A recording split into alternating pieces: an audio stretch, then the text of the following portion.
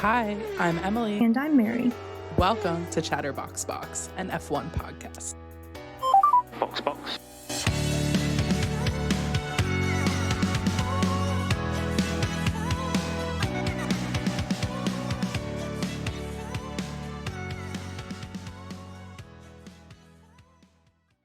Welcome back to Chatterbox Box, where Emily and I chat and giggle about all things F1.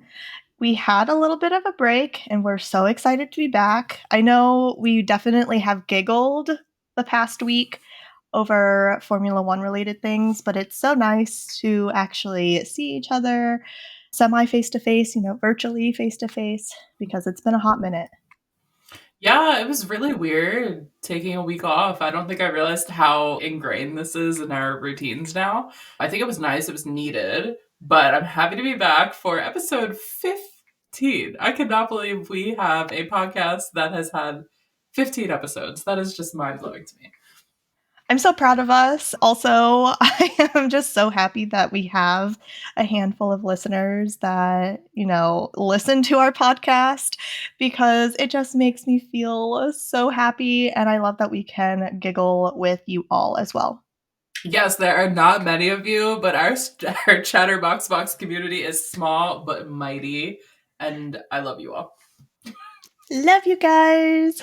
There wasn't a ton of recent news this week outside of the GP, obviously, or last week. It's been kind of quiet, which I think was a little needed because it felt like from February 1st to like March 15th, it was just news. So the F1 world was a little quiet, but I think we have to talk about Charles Leclerc's new little launch that he did. So tell everybody about what Charles Leclerc is blessing us with. Charles is a man of many hobbies. We all know that he has a heavy interest and love for ice cream. And because of that, he has started Lec, an ice cream shop, coming to a European store near you. I think it's in Milan. Coming to Milan, which is very, very far from us. Yes, I have so many thoughts about this. First, why Milan? Why not Monaco? I don't know. Second, thank goodness. I finally understand because I'm not gonna lie, I didn't tell you this, but like when Charles Leclerc did that little photo shoot, we'll insert photos, everyone, don't worry. When Charles Leclerc did that little photo shoot of him in the snow eating ice cream, I was like, what is this? And everybody was like, this is so hot. Like, oh my gosh, Charles is feeding us, whatever. And so I was like, yeah, this is so hot.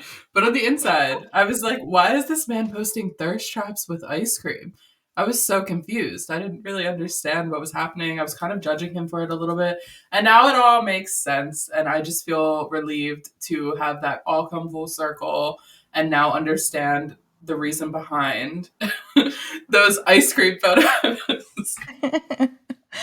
I literally thought it was a joke. I don't remember when we first found out about this new venture of his, but I thought it was sometime around April Fool's Day, and I was like, no way. Absolutely no way. It kind of makes sense, but I just let it go. I didn't want to talk about it yet because I was digesting this information. It just seemed so random. But when you think about it, he is seen in one video of double fisting like two ice cream cones. And I'm pretty sure there are other instances as well where he's just like passing by and he's eating ice cream. This man is obsessed with ice cream. I wish I was ice cream so that he could be obsessed with me. How long has he been planting the seeds for this ice cream shop? I don't know, Are but all those pictures planned? is he a mastermind just like Taylor Swift? He might be. He might be. I also love the name Lec because obviously play on words like his last name, but then it also sounds like lick. And you like lick your ice cream, It's like, haha, okay, Cheryl, good one. I love it. giggling. Like, what a great idea. I think it's really cool when people do an outside merch kind of venture that isn't just clothes for their name that are like related to racing. I think it's cool that Lewis has his tequila and now Charles is having an ice cream store and Valtteri Bottas sells calendars of his butt. Like, love it. We love Of it his out both here. half. Yeah, it's so great. It's cool. Keep Yes. bringing us the unique merch. Will I go to the ice cream shop? Probably not, because we can't just hop on a plane and fly to Milan. If he opens like a New York City one, I'd take a drive and go try his ice cream. I would too. Also, just because Lewis and Charles are going to be teammates next year, I am curious if they're going to do an Almave cross collab with Lec. I mean, Ooh, that would be sick. Actually, like a root beer float, but yes, like for tequila tequila. soda and Yes, ice cream. Oh, yes, okay. Lewis, Charles, give us a call. We'll help you. absolutely. We'll I'll test taste the test. recipe. I don't mind. Exactly. Yeah, there wasn't a ton of other news this week, but there is one other thing I want to talk about. Can we please talk about Toto Wolff's growing obsession with Max Verstappen? Because I think it's getting a little out of hand. I don't know what to think about that. I've been trying to block that out of my memory and just out of my brain because I've never really I regardless, I am a very new fan, but I've never really seen a Mercedes Red Bull type of collaboration where they switch teams like that. I know, like, why would Max ever want to leave Red Bull if Red Bull is giving him win upon win upon win? Yeah, I think Toto, as much as I love him, is starting to really give bitter ex vibes. Really starting to come across like he's very upset that Lewis broke up with him and he's now trying to like move on with someone bigger and better. And it's just getting to be a little much. And I think it's so funny because Max said something this week where he basically just said, Toto keeps saying really nice things about me. And I was like, oh, I think if Max were to leave Red Bull to go pursue another team and challenge himself, maybe he's like tired of having this like dominating car and he's like, I really want to go like challenge myself in a different team. I think he would go to McLaren or Ferrari or like maybe Aston Martin. Fernando Alonso said, like, people were asking him, is there any chance that you'll go to the Mercedes open seat? And Fernando was like, I mean, why would I? Like, they're not doing any better than Aston Martin. I'd be better off just staying here. And I think that's so real. Mercedes is in their flop era right now. So sorry for them about that. And I really hope they get it together. But I'm just like, be for real. First of all, why would Max leave Red Bull? And second of all, why would he leave Red Bull and go to Mercedes? Yeah, I don't know. I think the only other team in my head that I think he would maybe even consider going to is Visa Cash App RB, mostly because they are like sister teams, and he would be an excellent tester for them to be like, "Oh, it's not the car. You guys just suck." Imagine they put Max in the V carb car and he like still wins the GP. I think Daniel would lose his seat immediately. Like they would just be like, all right, you gotta go. Like, bye. Someone make that happen. Can we just have a quick quali where Max switches his seat? Like, we'll have Danny take Max's car and vice versa, and we'll see who actually performs better. I would love that. I also heard some little rumors that Mercedes is offering Max the long-term partnership brand ambassador thing that Lewis was hoping for. I don't know if this is true or if it's just a rumor, but if that's true, that puts Mercedes on my shit list because are you for real? Like, what a kick in the teeth to Lewis Hamilton to deny that to him and then offer it to like his biggest competition. when we had Toto out here calling up Michael, like, no, Michael, no, that is so not right. When Max won the championship, and now, what, 3-4 years later, you're like, let's bring him in and give him a better deal than we were going to give Lewis, who gave us 6 WDCs. Literally so confused about that. I heard about that. I don't know if it's been confirmed yet, but if that is true, have you seen Lewis in his I'm over it era? He looks like he is glowing up. He's so happy. He's slowly incorporating that Ferrari red into his attire. And I know he has worn red in the past, but it seems extremely intentional right now. And I'm all for it. I need to see him in more red so that I can prepare myself, because I'm like very much used to seeing him in black and that Patronus teal. So Right. Yeah, I just feel that Lewis's outfits this week must have been a little calculated. I may be reading too much into this. He didn't really give us a media day outfit, but on the second day, he came in wearing this full all black outfit. And then the next day, he came in wearing Ferrari red. And I'm just saying, was that a calculated, here's my outfit, my funeral for my Mercedes career, and then I'm strolling into the paddock in Ferrari red the next day? I'm just saying, maybe there was some meaning behind that. there is definitely more than one villain era / revenge era going on right now. We have Carlos just doing his thing. We have Lewis like teasing everyone about the Ferrari transition. We know that Logan must be feeling some type of way. And I mean, Pierre and Esteban, there's something happening there too, especially the Alpine air. I don't know. Yes. I am actually really happy with the season so far because we've had a little bit of it's not just going to be an obvious Max win, but even in the races where it has been an obvious Max win, like Saudi Arabia and Japan this week, it feels like we're still getting fed. We're still getting a lot more entertainment than I feel like we were getting last season. I feel like last season it kind of felt like Max was going to win, Checo was going to get second. There's no interesting midfield battles. But other than Bahrain, I have been genuinely engaged and enjoying all of these races and like finding other things to focus on than the clear-cut win at the front, which is really enjoyable. Yeah, I feel the same way. I was talking to one of my friends last night because he also watches Formula One. And I was so focused on the midfield that I was rooting for Logan.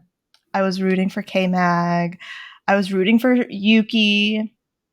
I barely noticed that Max was winning, which like it's fine. Like typically, I think in past races, I'm like, oh, Max has a 20-second gain on everyone else, blah, blah, blah. But I don't know. It was just extremely interesting. And I think even with this race, it wasn't as clear cut for a Max and Checo win. There was a lot of fighting in that area too. There was a lot of tire maintenance going on that I think could have just switched everything up. Yeah, for sure. And it's just exciting to feel like there actually is a chance of someone else winning. And I think it makes the Red Bull wins feel less bitter because it doesn't feel like, okay, Max just won Japan and he's going to win every other race this season.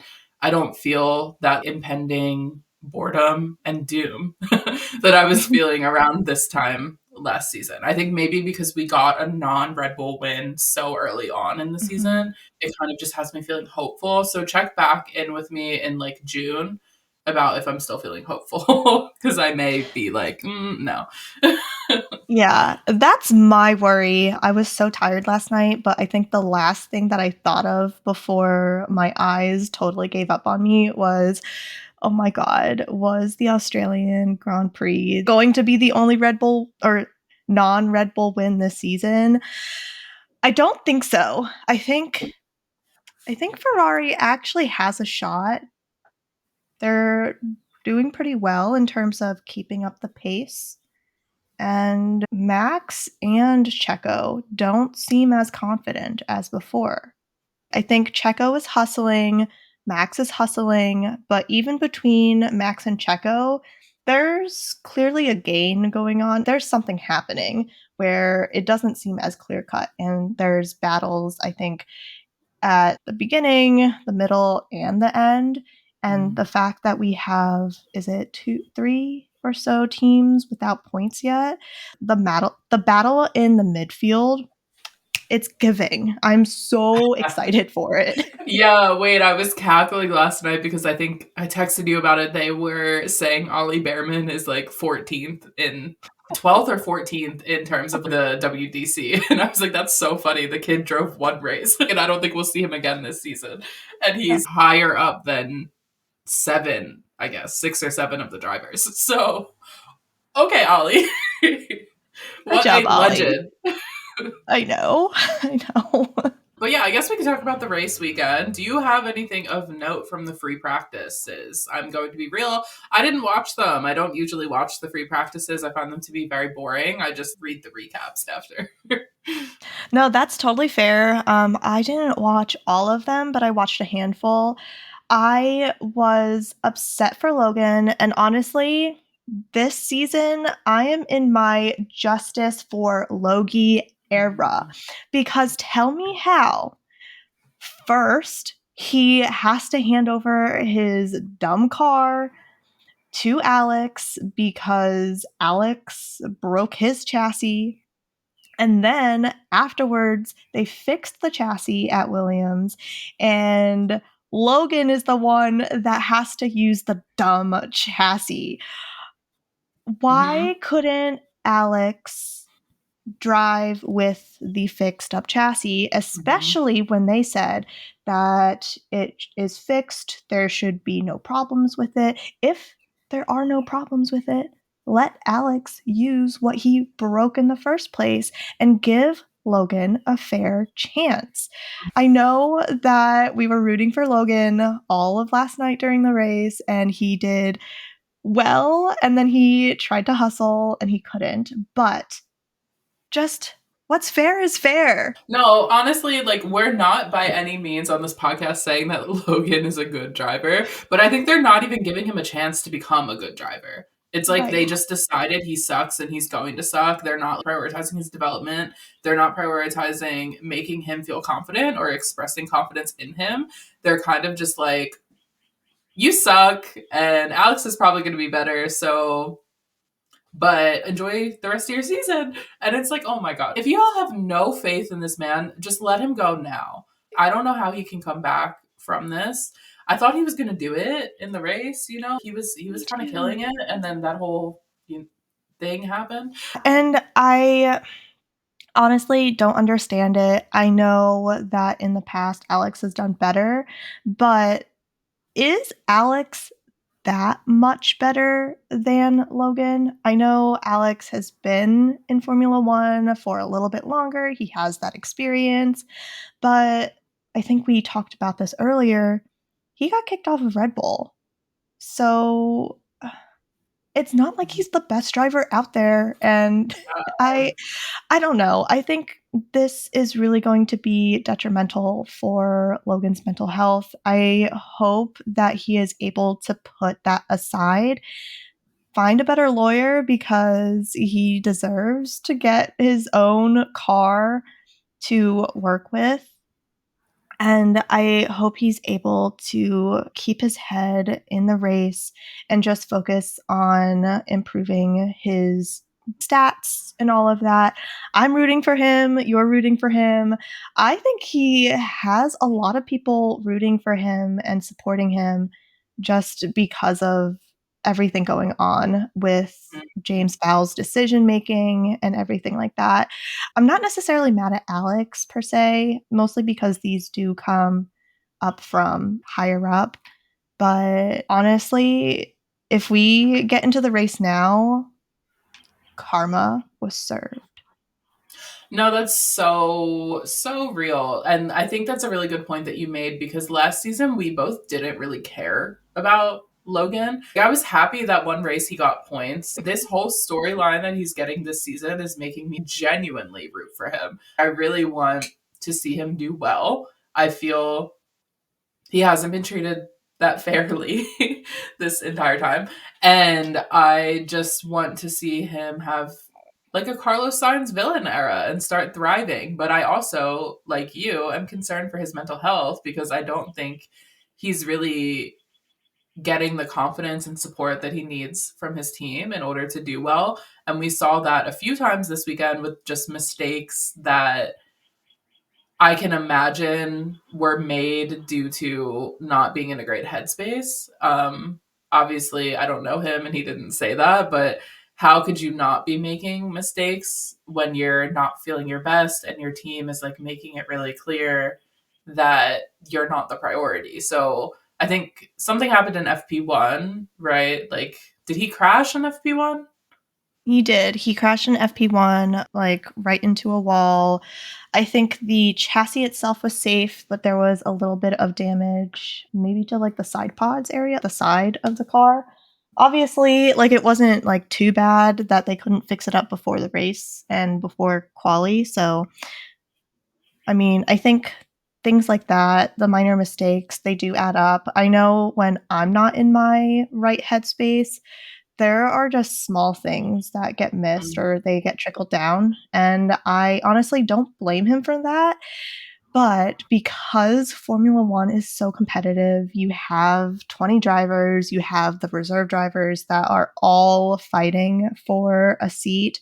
It just makes it extremely difficult to stay mm. focused and to stay in a positive headspace. So, yeah, I feel for Logan. I really do. Yeah, I think even after that crash in FP1, I read a quote of him doing an interview and he said, I should not be making mistakes like this in Formula One. And I was like, oh my gosh, like this poor guy is probably so down on himself right now. Yeah, when he crashed and got out of his car, his head was just all the way down. He just looked so disappointed in himself. I wanted to give him a small little hug, like, "It's okay. I get it, but it's okay." Mhm. Oh, Yeah, god. I feel really bad for the guy, honestly, and I really want to see him do much better. And skipping ahead to the race a little bit, he was doing so well throughout the whole race. I And know. I don't know what happened with that whole like he was like backing up and just like trying to get back on the track at one point, but he was maintaining like I think it was P12, maybe P11. He was Mhm. very close to the points for like a really long time. And then I don't what did he finish in? He finished like pretty close to the bottom of the grid. I don't know if it Yeah, was last place or second to last place, I think it but was last place. oh, that is He so came in sad. 17th, yeah. So sad. He was doing really well for a long time, and I wonder if he just crumbled under the pressure because he's not used to doing well, and people don't even expect him to do well. So I could only imagine his headspace in the Yeah. car. I hope that Williams is traveling with a psychologist who is able to talk to their drivers because I just think we've been saying this since Australia, but it's got to be tense at Williams. It's got to be hard in the headspace for both of the drivers because I'm sure it didn't feel great for Alex to have to take his car. Like, how are you supposed to be civil teammates after something like that? So, just, questioning their decision making and still seeing the lingering impacts of that, I think. And I just want to see Logan prioritized a little bit more. Or if you're not going to do that, just let him go. That's my take. I definitely agree, and I think we also heard this. I don't know if it's been confirmed, but Alex's chassis was damaged in the Grand Prix crash. So, all I'm saying is that Logan has not damaged a chassis yet. Is that this is the second one in two races, like two consecutive races. Consecutive.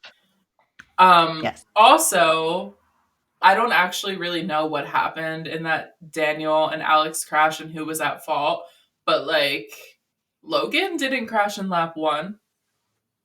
Mhm. I'm just saying. And I like Alex. Okay, don't come for me.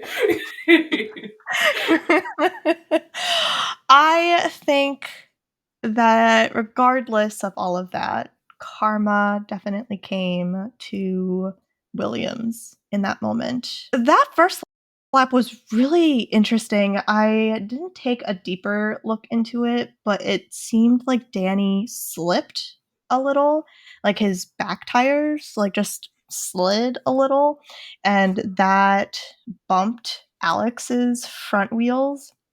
So when that happened, Alex was like, "Oh my god, what happened?" And then they both drove into the wall. Yikes. Speaking of Yeah, drivers in negative headspace, Daniel Danny. Ricciardo, how do you think he's doing? Because what a rough start to the season he's having. I think he must be feeling so bummed right now because at this moment, it seems like it's mistake after mistake after mistake. And if you look at this particular crash at lap 1, it didn't necessarily seem like it was Danny's fault at all, but rather how the car was performing in that moment. The track actually seems extremely tight that, like, when we were watching the replay a couple of times, there were a couple of drivers that seemed extremely close to each other, and I was getting nervous for that as well. But for Danny to have this incident and to be out of the race and not be able to prove himself, I think there's a lot of pressure there, and it's kind of like ha-ha, not funny, but kind of ha-ha funny, like Liam Lawson just always being in the background of Danny. Like, I don't know if the camera people are hinting at something that we don't know, but there's, I think, a high possibility that Liam might be getting a seat sooner than Mhm. he thinks. Yeah, well, I think there were those rumors after Australia, and I don't know if they were rumors or substantiated facts that Helmut Marko gave Danny the same ultimatum Nick DeVries got around this time last year of like, if you don't step it out, you're going to be replaced. I don't know if people were just making that up based off of last year or if there is substance to that.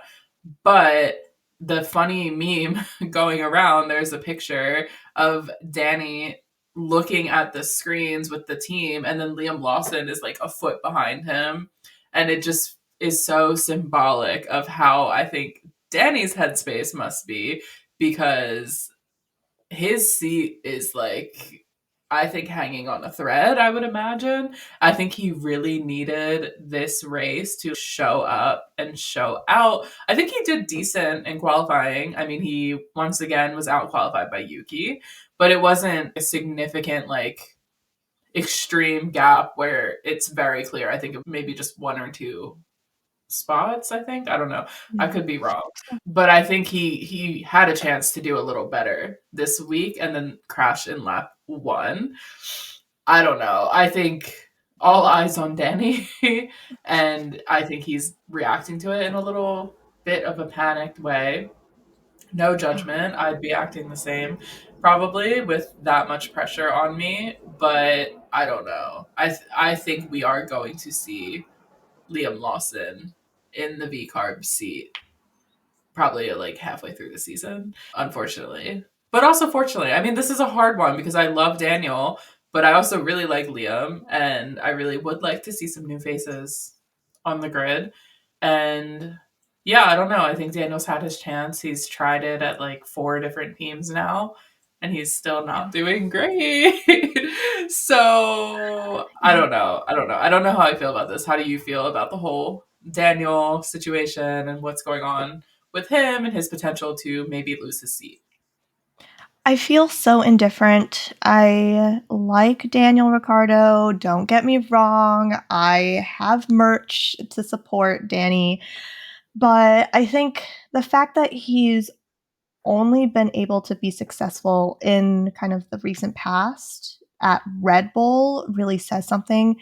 I think his stint at McLaren, we could equate it to, oh, maybe the car itself wasn't suited for Danny, but it was well suited for Lando. Renault, maybe it was a team slash car thing.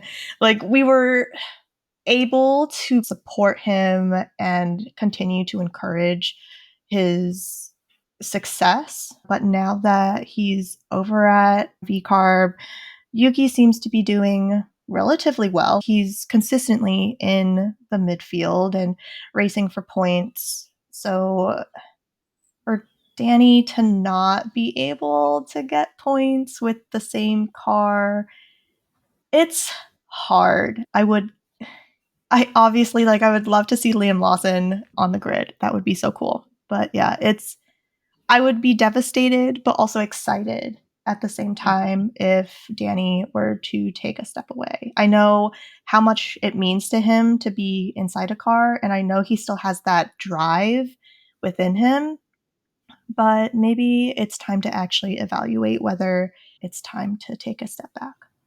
Yeah, and I think it's also hard because it's like, what are they measuring this on? Like, if he shows up in China and he gets like P8 or something, like he's in the points and he's thriving, is that going to erase in Red Bull's mind like how bad the beginning of the season has been and like the end of last year?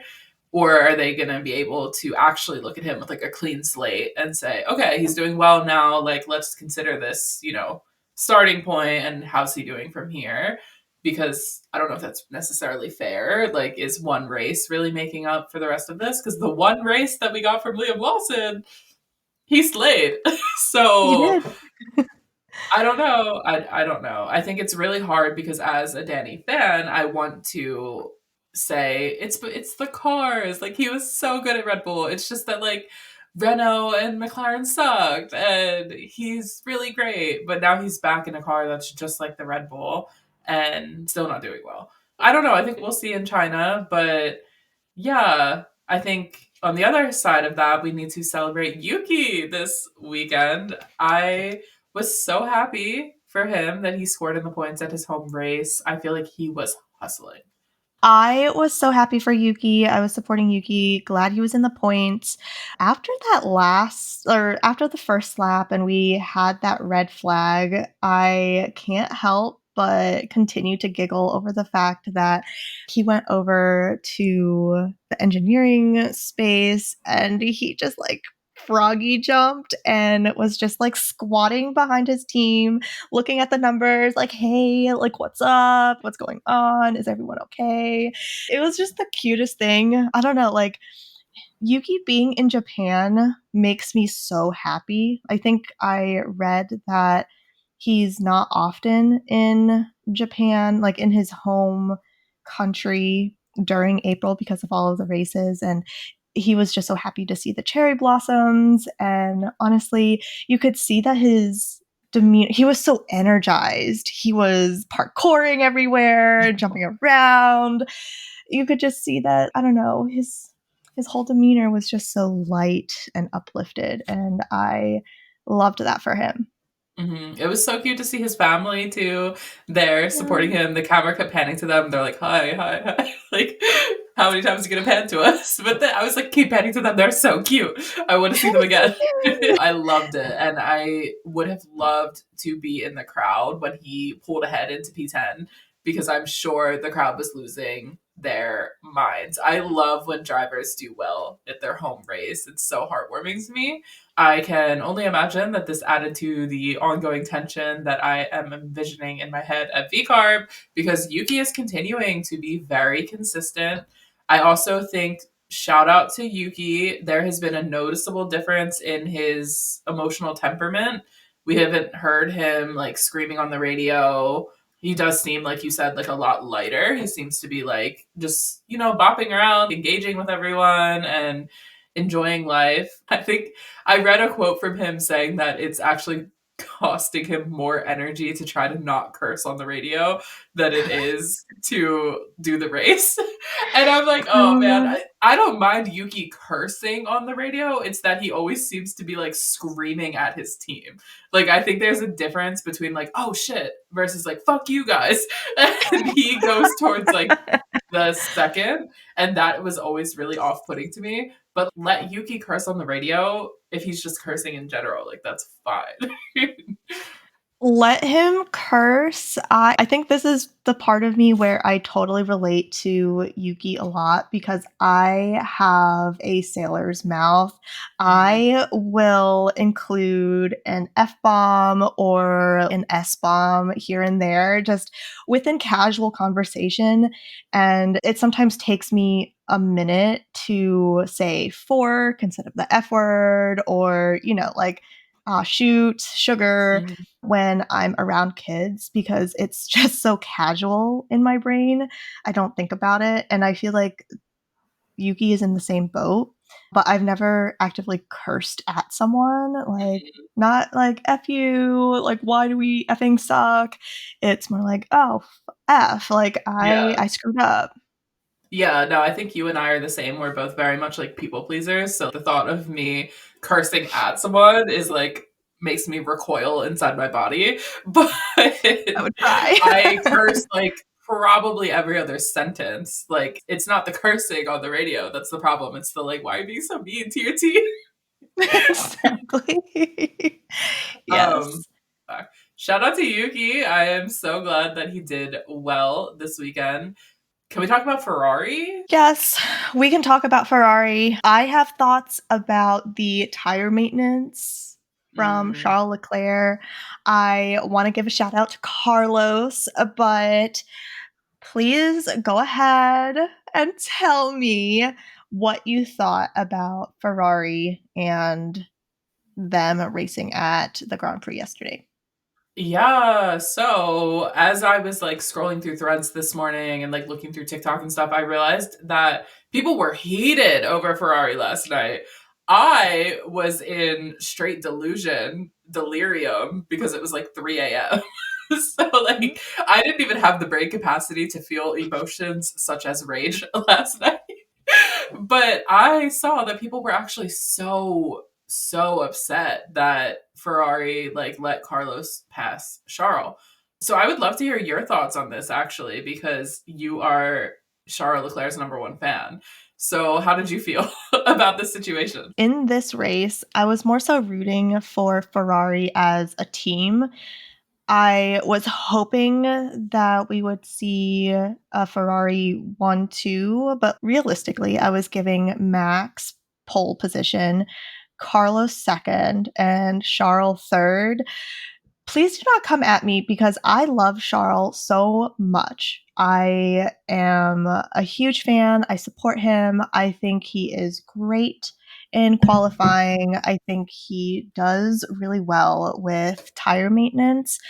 But I felt for Charles a lot this race in particular. One, because of Jules Bianchi and the 10-year anniversary. So, having Charles in that headspace, the weather was overcast, there was potential for rain. I think that in the headspace and being anxious about it, it is hard. And I think Charles understands that he has less to lose following in Carlos's footsteps in this moment because he has a seat for next year. He has an indefinite seat at Ferrari Yeah. for however long they agree to be in a partnership with him. Carlos, unfortunately, still does not have a seat, and I think it would mean a lot more for Carlos to be able to prove to other teams, to himself, and to the fans that, like, hey, I'm not just here to support other drivers. Like, I am a great driver. I am a great strategist. And yeah, I mean, and you were able to see that because didn't Carlos have a 5-second gain against Charles after he passed? Yeah, like I said, was delirious last night. So I don't think I was really like intelligently picking up on the tire strategies and what was going on. I was purely surviving on vibes. But from what I was reading this morning, it seems like Carlos got the prioritized tire strategy. Like he was on newer tires closer to the end, which is interesting to me because I'm wondering why Ferrari would give their driver that's leaving the prioritized strategy. I would think that they would be prioritizing Charles Leclerc. It may have just worked out that way because of timing and whatever. Maybe it wasn't an intentional pre-planned decision. But I was like just sitting on my couch, delirious, and then I heard on the radio Carlos saying something along the lines of like, "Are we fighting right now?" And they were like, "Yeah, you can get on the podium." And he was like, "Oh, bet, okay." And then he was in third place within like 5 minutes, and I was like, "Wait, Yeah. what is going on?" Because he was in like fifth. And so I think it's interesting because they could have just told him, "You can pass Lando and go into fourth, but like hold off Lando from Charles."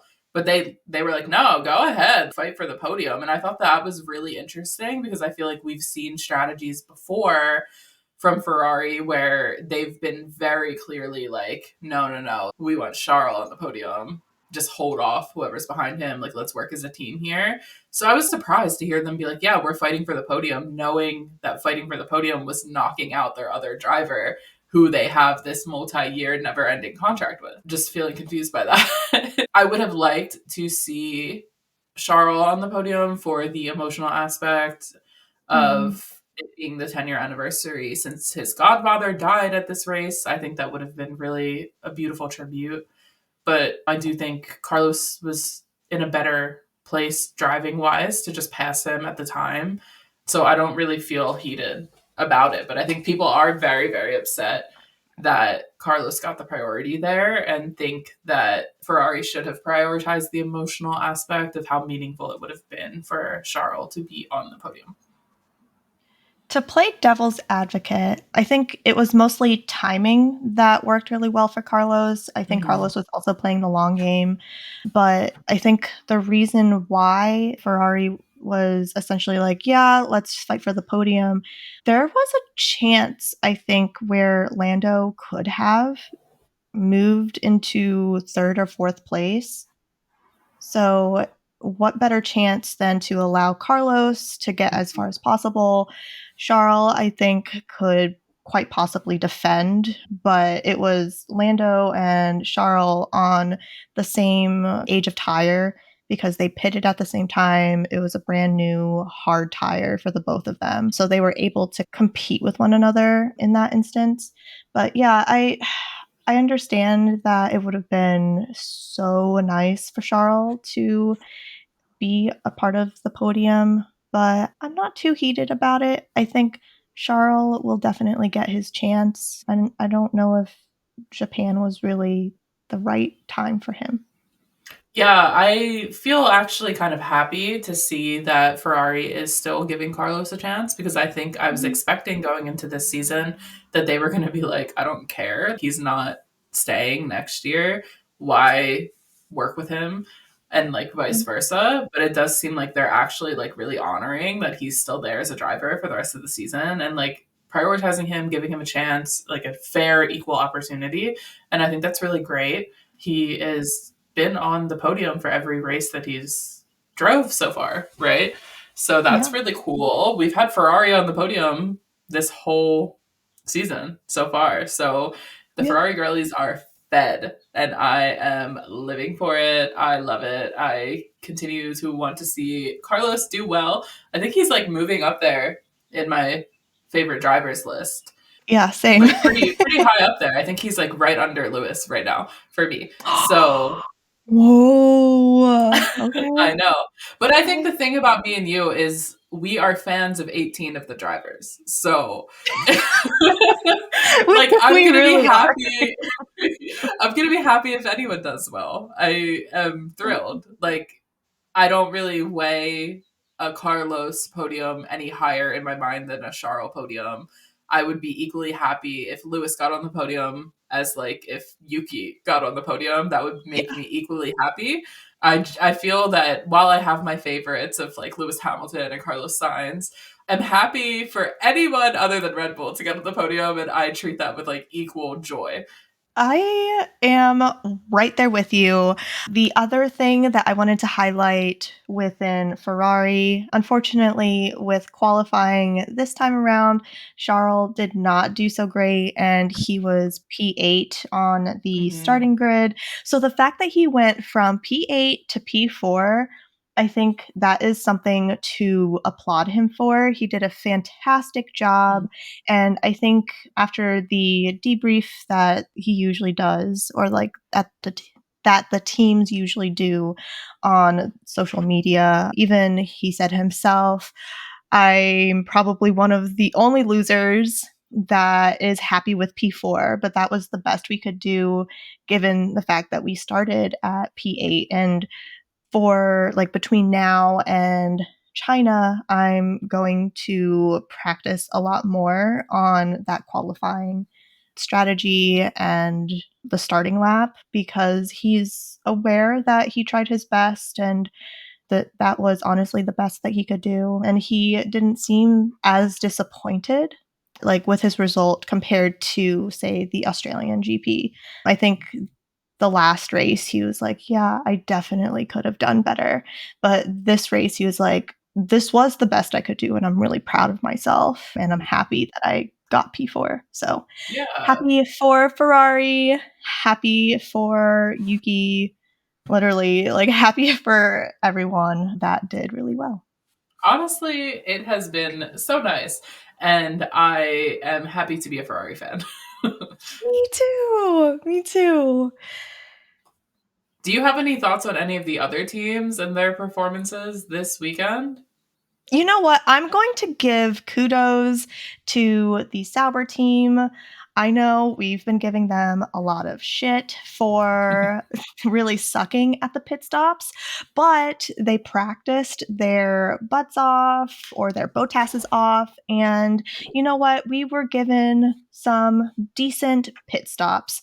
They're not like Red Bull, like 2.1 seconds for a pit stop time, but I think at one time Valtteri got 2.5 seconds at the pit stop. And you know what? That is fantastic compared to that 15 plus second pit stop. And I think, yeah, and Zhou Guanyu's pit stop, I think, was relatively decent too. So great job to the Sauber team. I'm no longer going to poo on your pit stop times for now. I'm genuinely, like, truly picturing that the team was, like, running drills. Like, get it together. Let's practice. You need to do this in under 4 seconds or we're not going to sleep tonight because Yes. I don't know what was happening in I the don't know past either. races with that team. So thank you, Sauber, for getting it together. Very sad that Joe had to retire, but glad that you didn't give us horrific pit stops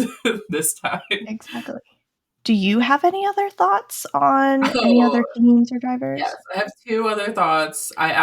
Please brace yourself. I will give a little shout out to Max Verstappen. Okay. Okay. I know, right? Because I actually admired him this weekend. I don't know what was going Okay. on. But I think in the qualifying, the race engineers were coming on the radio and they were saying, hey, you have a 5-second gap. And everyone was like, I don't know how to make up this gap.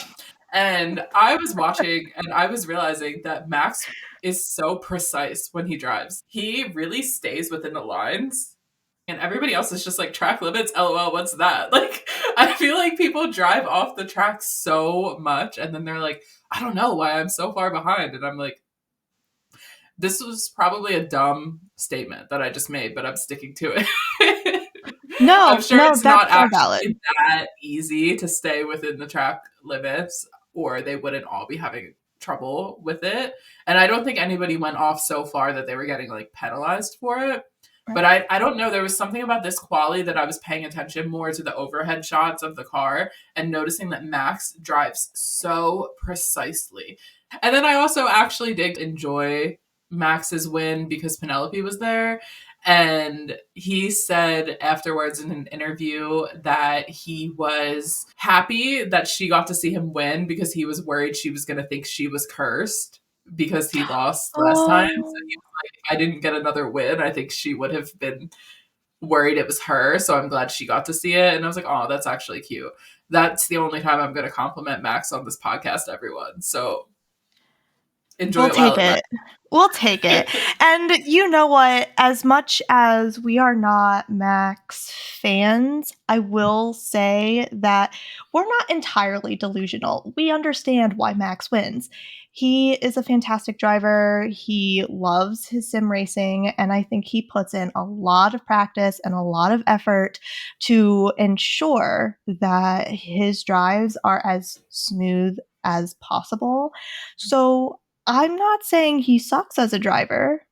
He's just not one of my favorites, and I think that's totally fine. Yeah, I mean, I'm not a Max fan, but I can acknowledge that he is a phenomenal driver. He's very, very dedicated, very ambitious, and puts in so much work to hone his craft, and I respect that. I just think we are American and we love an underdog, and it's just hard to root for someone who's constantly doing well. But I respect him. Okay. I have to talk about my other favorite moment of this race. There was something about this race that really gave the energy of like a delusional, delirious sleepover with your bestie at 3 a.m. after you ate far too much candy and you're up and you're like giggling. But in classic bestie sleepover fashion, there is no sleepover without ogling cute men. So I have to talk about that moment with Lance Stroll because I'm still blushing a little bit. It was during the red flag. They zoomed to him and he's like reclined looking like a model. Mhm. I have Mhm. never looked at Lance in this way. That's a lie. Everybody's gonna be like, what about in episode like 10, episode 8?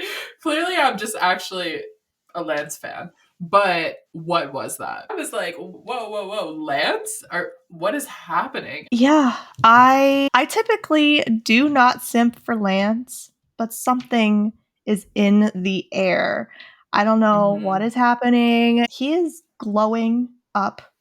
Aside from the media day outfits, I think the fact that we saw a glimpse of his personality in Drive to Survive, I think that might have done something to me because I'm like, "Oh, he has a personality. He's funny. I like funny men." And the fact that I don't know, like he's just so casual. Like everything about him is just a little bit effortless, similar to how like Charles and Carlos when they take off their helmet, their hair looks so effortless. That's Lance, but not with his hair. It's Lance and energy. Lance energy is casual, simple, and effortless, and he's like the boy next door that you never really liked until one day you guys get back from college and you're like, "Oh, oh, that what if that moment was giving Return from College Mhm. glow up." No, that is so real. That moment rocked us so much that we are out here on our podcast basically writing Lance fan fiction. Like I was Yes. speechless. And then, of course, we had to kind of kill it a little bit with coming on with a very, very cringy, whiny radio message. But I'm actively trying to remove that from my mind because I would like to memorialize that hot Lance moment forever because, wow.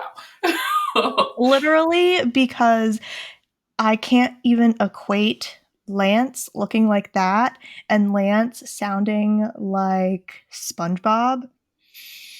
It just does not compute. It doesn't add up. I'm going to take a moment to just erase that from my brain. Yeah, I shout out to Lance. I feel very confused about the feelings that this stirred up in me. So I'll leave it at that. Do you have any other thoughts about this race weekend? No, but I am curious. Did we get anything on our bingo card? I actually don't think that we can check anything off this week, unfortunately, but I did want to say that I forgot something in Australia. So, just as a recap, so far what we have crossed off is reserve driver races from Ollie coming in, Carlos Sainz villain era from his win, beef between drivers that was regarding Daniel and Yuki, Oscar doing better than Lando. I don't remember exactly what race we checked that off in, but it happened. Lewis and Charles content, petty radio messages, that was Yuki. I guess we can check it off again this week for Lance. Non-Red Bull win, obviously. Someone overtakes Max. Max 10 plus second lead. So that's everything we've had checked off so far. I forgot to check off Lando.jpg content. He did post something on his JPG account. Do you say JPG or JPEG? I say JPEG. Let us know what you guys do. Yeah. But he posted something on that account during Australia. I just completely missed it. But yeah, I was hoping to check off Logan in the points, and I thought that we were so close to checking that off, but unfortunately we did not. So we are just a few things away from getting bingo. We need F1 Academy collab, and then we'll have bingo, or we need Checo to retire. So we'll see which comes first. I think we will probably get F1 Academy collab in Miami, and that will probably give us bingo. So we'll think about if we're going to make a new bingo board once we get bingo, or if we're going to continue on to see if we fill the whole board. There's some things that I wish we didn't put on there because I don't think that they're going to happen. Maybe we'll do a mid-season switch out. We could do one for silly season. Oh, silly season bingo. Ooh. We'll see. Yeah. We're brainstorming here. But yeah, I think that's really all my thoughts for Japan. So excited that we are back and at it with our podcast. Thank you, everyone, for giggling with us and tuning in. If you have any thoughts on the race, please let us know in the comments on YouTube or all of our social media stuff, Chatterboxbox F1 on Instagram and Threads, and Chatterboxbox on TikTok. One thing to look forward to next week is that we are going to talk about the final book in the Dirty Air series, Redeemed. I'm all finished with it. I actually finished it quite quickly. I don't know if that is a good thing or a bad thing, but I am so excited to talk about it with everyone next week. Yes, I'm so excited also to stop rereading these books because I think moving forward with our book club series, we will start doing books that we both haven't read yet. Other than one book that is our absolute favorite, we might reread that one for you all. And then stay tuned for what our last episode of the month will be. I think we're just going to do something fun. Absolutely. If you guys have any ideas at all, if you are interested in hearing our thoughts or hot takes on something, please, please, please let us know. We would love to giggle and chat about it. Yes, but I think that's it for now. So thanks everybody for tuning in. Thanks, everyone. Over and out. Bye. Bye, F1 world. No, not yet, not yet. Oh no, I'm saying like bye for today.